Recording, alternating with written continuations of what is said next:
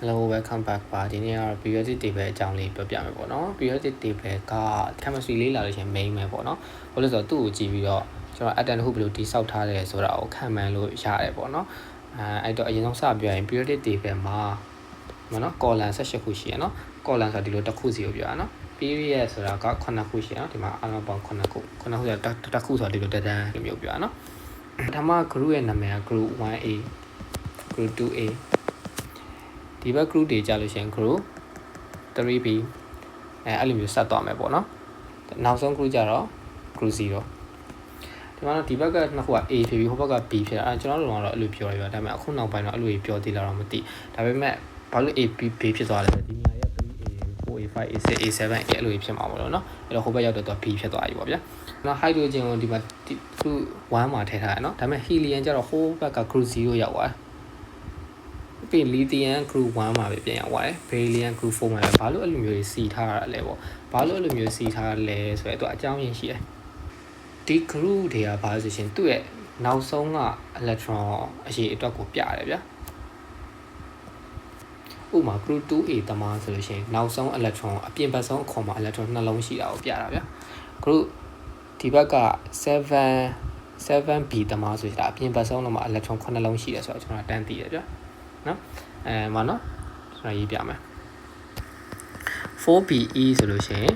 2.2 လေဟုတ်တယ်မလားပထမခွန်မှာနှလုံးဝင်တယ်ဒုတိယခွန်မှာနှလုံးဝင်တယ်အဲ့ဒီကြောင့်အပြင်ဘက်ဆုံးခွန်မှာ electron နှလုံးရှိတယ်ဆိုပြီးအဲ့ကြောင့်တော့ group 2ရဲ့ရောက်နေတာဒီမှာနော် 12mg ဆိုလို့ရှိရင်ကျွန်တော်ပထမခွန်မှာနှလုံးဒုတိယခွန်8လုံးတတိယခွန်နှလုံးကျန်တယ်ဆိုတော့နှလုံးအဲ့ကြောင့်နောက်ဆုံးမှာ electron နှလုံးရှိသလားအဲ့ကြောင့်မို့ဒီ group တွေဒီဘာကိုပြလဲဆိုရှင် electron နောက်ဆုံးခွန်မှာ electron ဘယ်နှလုံးရှိလဲအပြင်ဘက်ဆုံးခွန်မှာ electron ဘယ်နှလုံးရှိလဲဆိုတော့ group number တွေကပြရတယ်ပေါ့နော်အဲ့တော့ဒီ period number တွေကဘာကိုပြလဲဆိုရင် period number တွေဒီ share number ကိုပြတယ်အဲ့ဒါဘာကိုပြလဲဆိုတော့ကျွန်တော်ပြရမယ်နော် 1h ဆိုလို့ရှိရင်နော်အပြင်electron တစ်လုံးပဲ share ကြောင့်ပထမအခွန်မှာတစ်လုံးအဲ့ဆိုရင်အခွန်တစ်ခွန်ပဲရှိတယ် n equal to 1 กว่าအရှိဗီဒီယိုကြည့်ထားရင်ဘာကြောင့် n လို့ရေးလဲဆိုတာကိုသိမယ်ပေါ့နော်အဲ့ဆိုကျွန်တော်တို့ခွန်ကြည့်တဲ့အခါမှာ 2n square ဆိုပြီးရေးတာဟို n ကKLMN OPQ ဆိုပြီး9ခုရှိရလေအဲ့တော့ဒီမှာ 3li ဆိုလို့ရှိရင်เนาะ period 2မှာရှိတယ်အဲ့ဒါဆိုလို့ရှိရင်ဒီမှာကြည့်လိုက် 3li ပထမခွန်မှာနှလုံးဒုတိယခွန်မှာတစ်လုံးအဲ့ကြောင့်မို့အခွန်ဒီပထမခွန်ဒုတိယခွန်ဆိုတော့ n2 အခွန်2ခွန်ရှိတယ်ဆိုတဲ့အဓိပ္ပာယ်ကွာအဲ့ကြောင့်မို့ဒီ period ဒီဘာကိုပြောရလဲဆိုလို့ရှိရင်အခွန်ဘယ်နှခွန်ရှိတာလဲ group number တွေဒီဘာကိုပြောရလဲဆိုလို့ရှိရင်နောက်ဆုံးအခွန်မှာ electron ဘယ်နှလုံးရှိတာလဲကိုပြောတာဗျအဲ့ဆိုဒီမှာကြည့်လိုက်နော် 14si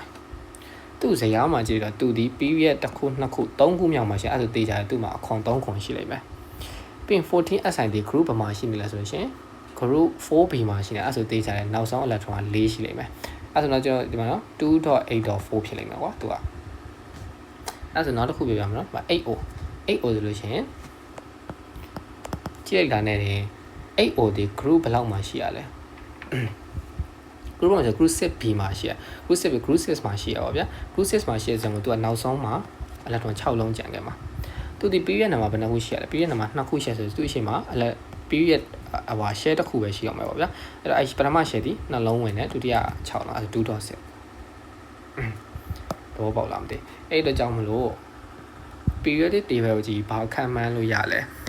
သူတို့ဝင်နေတော့ group number တွေဒီ outermost share မှာရှိတော့ electron number ကိုပြ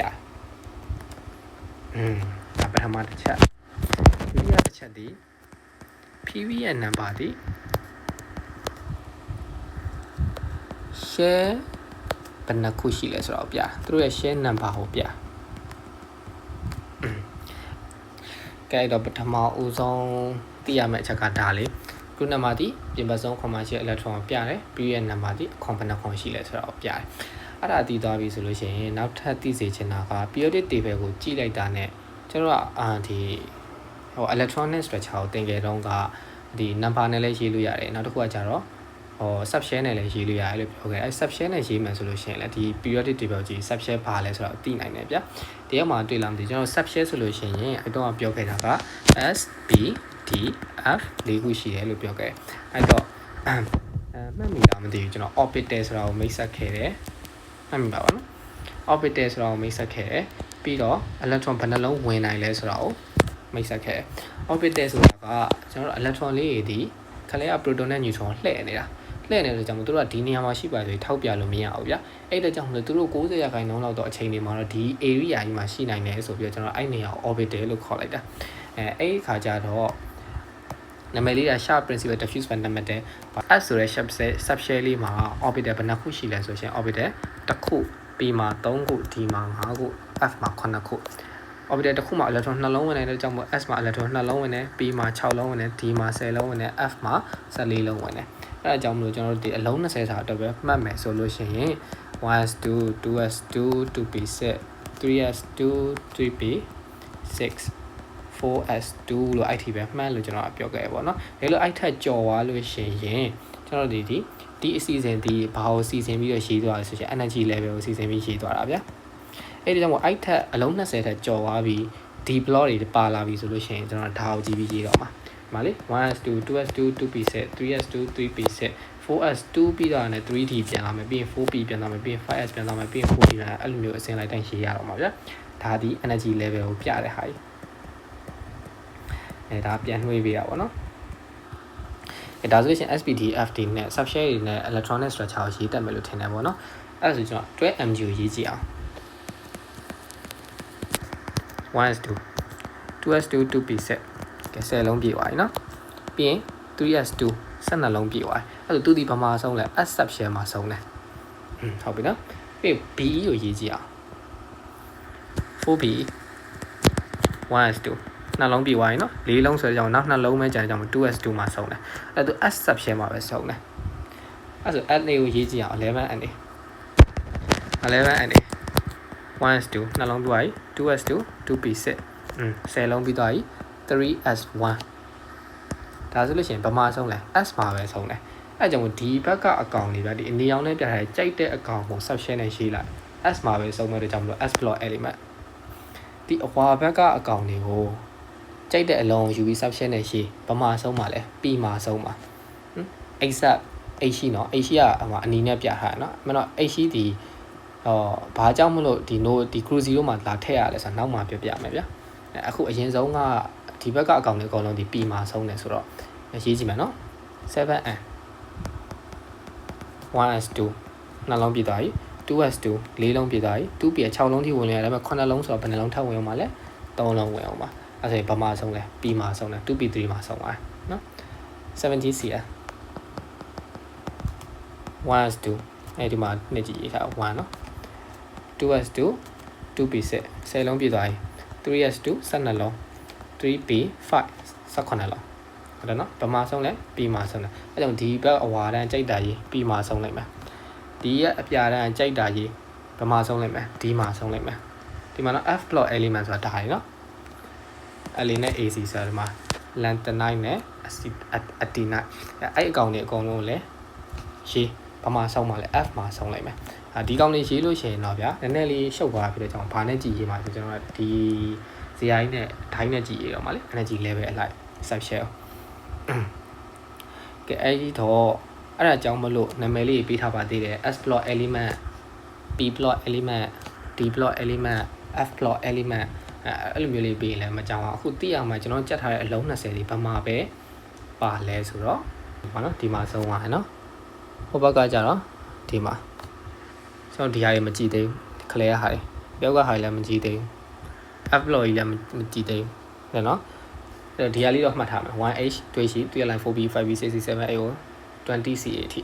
အဲ့အလုံး20မှာဆိုလို့ရှိရင်ဘာအကောင်ရှိလဲ P block element အကောင်ရှိရယ် S block element အကောင်ရှိရယ် H ကြည့်လိုက်လေ 2h ရှိလေ 2h ဒီ 1s2 မှာလည်းဆုံးတာလေ S နဲ့ဆုံးတာလေအဲ့ဒါကြောင့်သူကဒီဘက်မှာ cruise 0ဘက်မှာရောက်နေပြီမဲ့လဲ S နဲ့ဆုံးတဲ့ကြောင့်မို့သူဒီ S block element နဲ့မှာပါတယ်ပေါ့နော်ကဲဆိုပထမတစ်ချက်တည်သွားပြီဆိုရင်ဒုတိယတစ်ချက်တည်စေချင်တာဒီS block နဲ့ P block element တွေဒီဘာနဲ့ဆုံးလဲ S P subshell နဲ့ဆုံးတတ်တယ်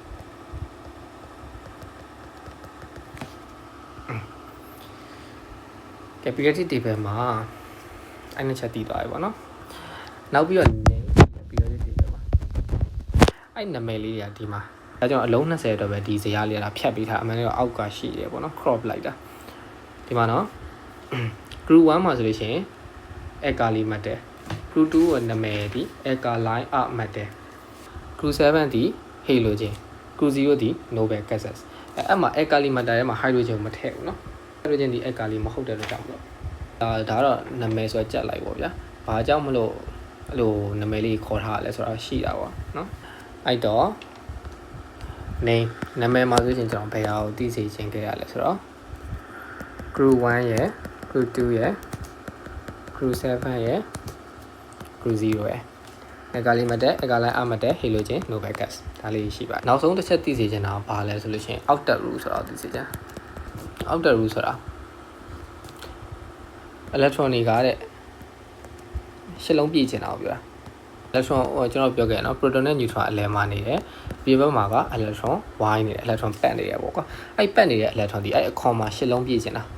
ရှစ်လုံးပြည့်လို့ရှင်သူက stable form ဖြစ်သွားပြီဆိုတဲ့အဓိပ္ပာယ်ပေါ့ဗျာအဲ့ဒါကြောင့်မလို့ရှစ်လုံးမပြည့်တဲ့အကောင်လေးဒီရှစ်လုံးပြည့်အောင်ကြိုးစားလိုက်ဗျာဥပမာ70C ကြည့်ကြည့်လိုက်70C ဆိုရင် 2.8.7 လေအပြင်ဘက်ဆုံးမှာအောက်တာမို့ရှယ်မှာရှိ electron တွေ9လုံးဖြစ်နေအဲ့ဆိုသူဒီအဲ့ electron တစ်လုံးကိုလိုချင်တာဗျာအဲ့တော့ electron တစ်လုံးကိုလိုချင်လို့ electron တစ်လုံးကိုယူလိုက်မယ်ဆိုရင်သူ 2.8.8 ဖြစ်သွားတယ်အဲ့ခါကျရင်ကျွန်တော်ပြောခဲ့လေ ion ဆိုပြီးတော့ပြောင်းသွားလိမ့်မယ်အနှုတ်တစ်လုံးကိုသူကယူလိုက်တာဗျာပြောချင်တာခလက်တက်မှာ proton က18လုံးအပေါင်း18လုံးရှိတယ်ဒါပေမဲ့သူ့ကိုပတ်နေတဲ့ electron ကလည်းအနှုတ်18လုံးရှိရမှာအဲ့ဒါကိုသူဒီ outer rule နဲ့ရှစ်လုံးနဲ့နေခြင်းတဲ့အတွက်ကြောင့်မို့အပြင်ဘက်ကနေ electron တစ်လုံးကိုယူလိုက်တာဗျာ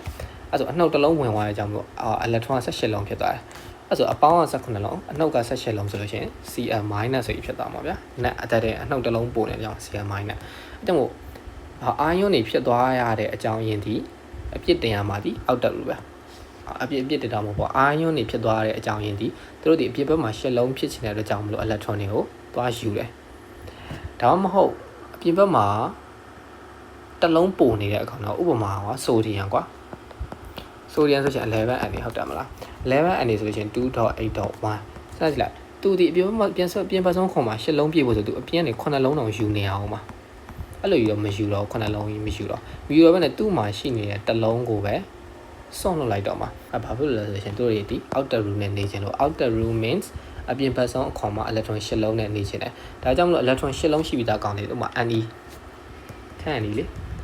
သူဒီ 2.8 သူဒီဘာ electron မှလည်းမယူခြင်းဘူးဘာ electron မှလည်းမပေးခြင်းအဲ့လိုကြောင့်မို့သူတို့က inner gases ဆို noble gases ပြောချင်တာအစွမ်းမဲ့တဲ့အကောင်တွေထူးခြားတဲ့အကောင်တွေအဲ့လိုမျိုးထားပြီးသူ group တစ်ခုဆိုပြီးနာမည်ပေးလိုက်တာကွာ